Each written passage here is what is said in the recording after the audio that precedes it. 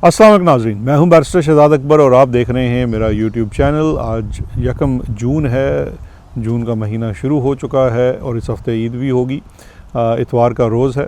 कल का vlog miss हो गया, माज़रत, वो ट्रैवल की वजह से थोड़ा सा जो था वो थोड़ा टाइम नहीं मिला। और कल ही के दिन इमरान खान साहब ने एक बहुत ही अहम बातचीत की है अडियाला में अपने लोगों से, जो उनकी वसातत बाहर पहुंची है। वो 3 ट्वीट्स की सूरत में उनके अपने एक्स अकाउंट के ऊपर से शेयर हुई है, उसके ऊपर बात करेंगे। उसमें एक बहुत ही अहम बात खान साहब ने शेयर की है। इससे मिलती हुई कुछ बात हमने कुछ अरसा कबल भी की थी। मैं इससे कबल ये बात सबसे पहले वजाहत के शो पे बात कर चुका हूँ। उसके बाद भी मैंने ये एक दफ़ा एक और इंटरव्यू में बात की। और अभी खान साहब ने जो बात की वो फील्ड मार्शल आसिम मुनीर साहब के हवाले से, उसके ऊपर कुछ चीज़ें हैं, कुछ बातें हैं जिनके ऊपर से कहना चाहिए कि कुछ के ऊपर रोशनी भी डालने की ज़रूरत है और पर्दा उठाने की भी ज़रूरत है। तो ज़रा बातचीत करेंगे कि वो क्या है, और इसके साथ साथ देखेंगे कि तहरीक इंसाफ इस वक्त कहाँ खड़ी है। क्योंकि इमरान खान साहब का जो दूसरा ट्वीट आया है इस सिलसिले में, वो उन्होंने एक किस्म की वार्निंग जारी की है तहरीक इंसाफ के अंदर वो लोग जो विकेट के दोनों तरफ खेलते हैं कि वो अभी अपना किबला दुरुस्त कर लें। जो लोग जिनको खौफ है, कोई ख़तरा है, जो समझते हैं कि वो जेल नहीं जा सकते या वो ओहदे पर बैठे होने के बावजूद जो है वो विकेट के दोनों तरफ खेलेंगे, तो उन्हें भी खान साहब ने कहा है कि आप जनाब अपना फ़ैसला कर लें, वरना मुझे मजबूर ना करें कि मैं आपको निकालूं। तो ये एक और इस चीज़ को इस तनाजुर में देखने की ज़रूरत है कि जो पहले वो खुशखबरियाँ सुनाई जा रही थी कि जनाब ईद जो है वो खान साहब घर करेंगे वगैरह वगैरह, उन सब लोगों को भी एक absolute shut up call Imran Khan साहब की तरफ से आ गई है। क्योंकि जो बात उन्होंने कल जेल से की है वो यकीनन इस वक्त इक़्तिदार के ऐवानों में और इस्टेब्लिशमेंट की गलियों में आग लगाने से के मुतरादिफ़ है। तो किसी भी किस्म की जो बातचीत है उसका सिलसिला तो मैं समझता हूँ आप तकरीबन ख़त्म ही समझिए। सबसे पहले बात करते हैं जी खान साहब ने बात क्या की है और इस पर फिर ज़रा थोड़ा सा तबसरा हो जाए। जो हक़ पर खड़ा होता है वो हारता नहीं है। अल्लाह ताला का कुरान पाक में फरमान है कि मैं ऐसी कौम को तबाह नहीं करता जो हक़ सच पर खड़ी हो। हज़रत अली का कौल है, कुफ़र का निज़ाम चल सकता है मगर नाइंसाफ़ी का नहीं। झूठा और धोखेबाज खुद ब खुद बेनकाब हो जाता है। ये अब खान साहब की हदायत थी, मैंने चेक किया है। उनकी हदायत के मुताबिक ये जो उनका बयान है वो नशर किया गया है और उन हदायत के अंदर ये झूठे और दगाबाज का ख़ास कर ज़िक्र किया गया है। दूसरी चीज़ जो इसमें बात की गई है वो 9 मई की बात है कि 9 मई दर हकीकत लंदन प्लान का हिस्सा था। इसका मकसद ही मुल्क की सबसे बड़ी सियासी क़ुव्वत तहरीक इंसाफ को ख़त्म करना था, जिसमें मुझे और दीगर पार्टी अरकान और कारकुनों को पहले से तयशुदा मनसूबे के तहत जेल में डाला गया। हमारा मैंडेट लूट कर चोरों को मुल्क में मुसलत किया गया। हम पर हर तरह की फस्तायत के पहाड़ तोड़े गए, हमारे लोगों पर गोलियाँ चलाई गई और हमें पर झूठे केसेस बनाए गए। अब ये एक बड़ी अहम चीज़ जो खान साहब ने इसमें की है, मैंने बतौर वज़ीर आज़म जनरल आसिम मुनीर को DGISI के ओहदे से हटाया तो आसिम मुनीर ने अपने ज़राए से बुशरा बीबी तक रसाई की कोशिश की कि मैं इस हवाले से आपसे बात करना चाहता हूँ, जिस पर बुशरा बीबी ने साफ इनकार कर दिया कि मेरा इन मामलात से कोई ताल्लुक़ नहीं है, लिहाजा मैं आपसे मुलाकात नहीं करूँगी।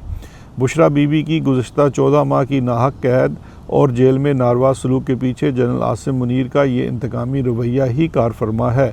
मुझे ज़ेर करने के लिए जिस तरह मेरी अहलिया बुशरा बीबी को इंतकाम का निशाना बनाया जा रहा है, इस तरह पाकिस्तान की तारीख़ में अमरीत के दौर में कभी ऐसा नहीं हुआ। इन पर अहानत का इल्ज़ाम था जो कि साबित भी नहीं हुआ, लिहाजा एक केस से दूसरे में गिरफ़्तारी डाल दी जाती है। घरेलू खातून हैं जिनका सियासत से कोई ताल्लुक़ नहीं। 4 हफ़्तों से मेरी मुलाकात अपनी अहलिया से नहीं करवाई जा रही। जेल ज़ाब्ते के मुताबिक कल मेरी अहलिया से मुलाकात का दिन तय था, मगर अदालती हुक्म के बावजूद तयशुदा शेड्यूल के मुताबिक हमारी मुलाकात नहीं करवाई गई। फिर उसके बाद उन्होंने अब्दुल लतीफ़ चित्राली साहब का जिक्र किया कि जिनको 9 मई के मुकदमात में सज़ा सुनाई गई है और वो तमाम चीज़ों का जिक्र किया। अच्छा, एक चीज़ तो ये है कि खान साहब जो इस वक्त इतने गुस्से में भरे हुए हैं, इसकी एक वजह ये है कि उनको अपने लोग भी मिलकर और दूसरे तो खैर हैं ही हैं इस्टेब्लिशमेंट वाले, वो सरनगू करना चाहते हैं, उनको मनवाना चाहते हैं अपनी बातों के ऊपर, ताकि उनको जेल से बाहर निकाला जाए। इमरान खान साहब उनकी कोई बात इस वक्त नहीं मान रहे हैं और उसके ऊपर जुल्म ये है कि इस वक्त जो उनकी मुलाकात भी तयशुदा होती है। अब आपकी एहलिया जेल के अंदर हैं, आपको पता है उसी जेल में हैं, लेकिन 1 महीने से उनसे मुलाकात नहीं करवाई जाती, पहले बच्चों से बात नहीं करवाई जाती थी, तो वो भी ये तमाम चीज़ उनको तोड़ने के लिए है। अब उसमें जब वो कामयाबी नहीं हो रही है तो अब आज भी जो कल भी जो मुलाकात तयशुदा थी वो मुलाकात भी नहीं करवाई गई। उसके बाद इमरान खान साहब की जो बात हुई, क्योंकि कल भी वो 9 मई वाले केसेस थे, उसमें जो उनकी बातचीत हुई उसमें उन्होंने इस बड़े अहम मौजू का ज़िक्र किया जो जनरल आसिम मुनीर ने कोशिश की, क्योंकि इससे पहले ये बात मंजर आम पर नहीं आई थी। अब ज़रा यहाँ तौक़ुफ़ करके हम आपसे कुछ अपनी चीज़ें भी शेयर करते हैं। ये बात हम पहले कर चुके हैं, अभी हम आपसे क्लिप शेयर कर रहे हैं। ये मैंने कुछ अर्सा पहले उर्दू पॉइंट को इंटरव्यू दिया था, तकरीबन 1 साल से ज़ायद हो गया। ये पिछले साल गर्मियों का इंटरव्यू है और 2024 का ये इंटरव्यू था, नशर भी हुआ और ये आप देख सकते हैं, इसको ज़रा देख लीजिए, सुन लीजिए। इमरान खान की सबसे बड़ी गलती क्या थी? बाजवे पे ट्रस्ट करना। हमें बहुत लेट जाके खान साहब ये कन्विंस हुए, ज़्यादातर फसाद की जड़ यही है। जब ये आसिम मुनीर साहब को हटाया गया DGI उधर से, तब आपने इख्तलाफ किया था कि ये नहीं हटाना चाहिए था? आसिम मुनीर साहब का मुझे फ़ोन आया था 2-3 दफ़ा उस सुबह, प्राइम मिनिस्टर से बात करनी है, कोई मिसअंडरस्टैंडिंग है, फलाना ढमकाना है। हम ये सवाल नहीं करते कि यार एक DGI ग्रेड बाय 21 का बंदा कौन होता है वज़ीर आज़म के फैसले को चैलेंज करने वाला। आपको नहीं लगता कि काजी फायद ईसा और जनरल आसिम मुनीर ये 2 गलतियां हैं तहरीक इंसाफ? क्या इमरान खान का मुस्तकबिल देख रहे हैं? इमरान खान बाहर आएंगे? सर मेरे नज़र में इस वक्त पाकिस्तान का मुस्तकबिल ही इमरान खान है, इमरान खान के मुस्तकबिल की बात नहीं है। इस वक्त जिस तरह की मुसीबत में हम गिर चुके हैं, अब यकीन जानिए कि वो लीडरशिप, वो क्लैरिटी ऑफ माइंड सिर्फ इमरान खान के अंदर मौजूद है, जिसने साबित कर दिया। 2 साल से हम सुन रहे थे जी इमरान खान नशा करता है, 2 दिन जेल में नहीं निकाल सकेगा, बड़ा मम्मी डैडी है, इसके मानने वाले मम्मी डैडी हैं। आपने साल उसको जेल में रख लिया, 2 साल से आपने उसके साथ कोई जुल्म ऐसा जो छोड़ा नहीं है। उसने अपने आप को प्रूफ कर दिया है, वो हर चीज़ सहने के लिए तैयार है, लेकिन उसके जो इस्तदलाल है उसमें कोई। अब इस इंटरव्यू के मुताबिक, इस क्लिप के मुताबिक वाज़ेह तौर पर बता दिया मैंने, और इस क्लिप से अलावा भी अगर आप मुझे वो मिला नहीं, वजाहत के साथ मैंने तकरीबन 2023 के आखिर में शायद ये इंटरव्यू किया था या 24 में किया होगा शुरू में, जिसमें इस बात का जिक्र किया था कि जनरल आसिम मुनीर साहब जब DGI थे और उनको उनके ओहदे से हटाया गया, वो कैसे हटाया गया और किस तरह उस वक़्त आसिम मुनीर साहब जो हैं वो कोशिश करते रहे कि उनकी बातचीत किसी सूरत इमरान खान से हो जाए, और इमरान खान ने उनकी फ़ोन कॉल लेने से भी इनकार कर दिया था।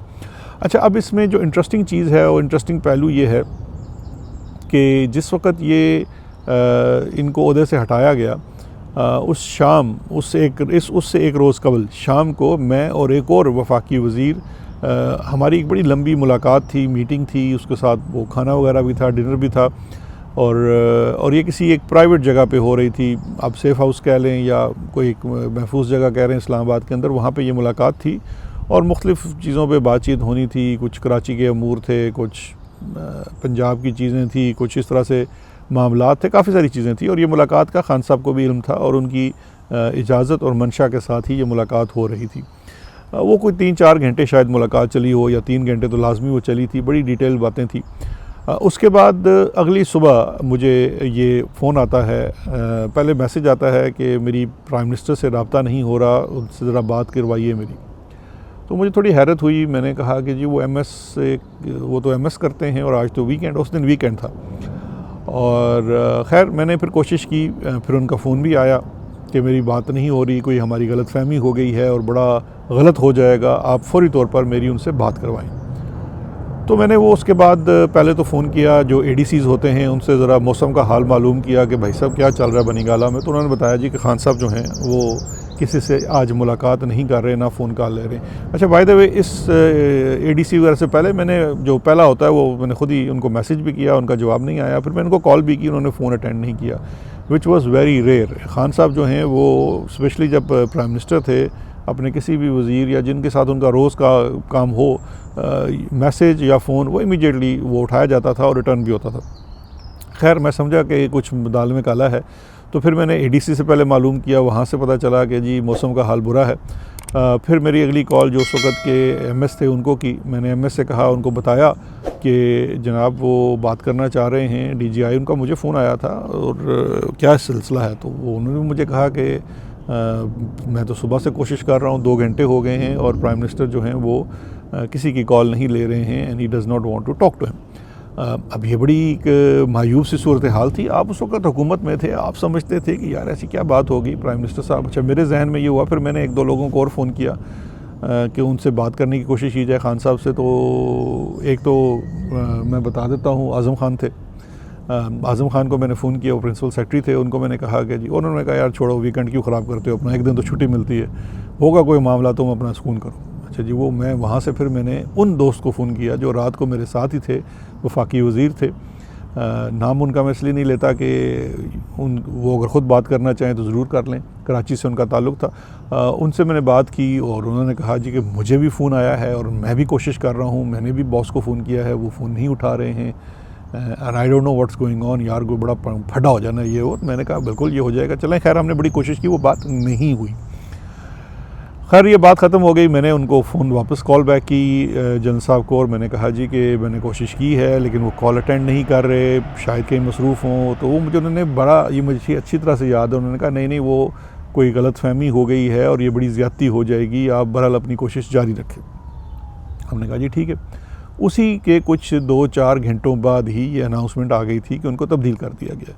तो मैं समझ गया ये क्या मामला है। खैर नेक्स्ट वर्किंग डे मंडे को जब हमारी खान साहब से मुलाकात हुई, मेरी सुबह मुलाकात होती थी जैसे वो ऑफ़िस आते थे, तो उस मुलाकात में सबसे पहला काम भी मैंने खान साहब को यही कहा कि सर ये आपने कल परसों आपने बड़ी ज़्यादती की, ये फ़ोन ही नहीं हमारे उठाए और इतना बड़ा आपने खड़ा कर दिया, तो ये वो फलाना जो आपके अपने जहन के मुताबिक होता है। और मैंने उस वक्त एक वर्ड ऑफ कॉशन भी दिया था, और मुझे अच्छी तरह याद है कि मैंने खान साहब को अकबर बादशाह की दलील दी थी कि अकबर बादशाह अपने दौर में जब अपने किसी ताकतवर जर्नैल को या किसी वज़ीर को उसने फ़ारिग भी करना होता था तो बजाय उसको सीधा सीधा नौकरी से निकालने के बजाय उसको हज पे भेज देता था या फ़ौज की कमान देकर बिहार बगावत को चलने के लिए भेज देता था, क्योंकि उस ज़माने में बिहार में बड़ी ही सख्त किस्म की बगावत होती थी और जर्नैल जनरल वहीं कुर्बान हो जाते थे। तो खान साहब ने मुझे बड़ा कहा कि नहीं देखो ये इस तरह की चीज़ नहीं होती है, ये मुझे पता था, मैं इसलिए तुम लोगों की कॉल्स नहीं उठा रहा था, सिर्फ तुम नहीं थे, 4-5 लोग मुझे कॉल्स कर रहे थे, और मैंने काफ़ी सोच समझ के बाद ये फ़ैसला लिया, और ऐसी कोई बड़ी बात नहीं है, नो वन इज़ इंडिस्पेंसिबल वगैरह वगैरह। तो मैंने कहा खैर बाहर कैफ। मैंने उनको ये भी कहा था, ये बात मैं पहले एक इंटरव्यू में कर भी चुका हूँ, कि आज तो आपने नवाज शरीफ वाला काम किया, ये फ़ौज वाले जो हैं ये इस बात को बड़ा अपने ऊपर लेते हैं और फिर उसके बाद वो बदला भी लेते हैं।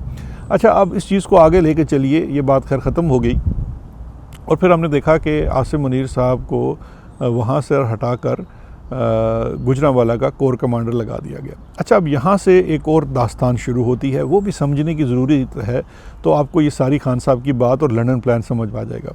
एक चीज़ तो ये जहन में डाल लीजिए कि ये जो बात अगर मुझसे की गई, देखिए मैं तो ना ही फैमिली मेंबर था, ना कोई इतना, ना 3 में ना 13 में, ना इलेक्टेड मेंबर था, एक मुशीर था, ठीक है, खान साहब की कुर्बत थी।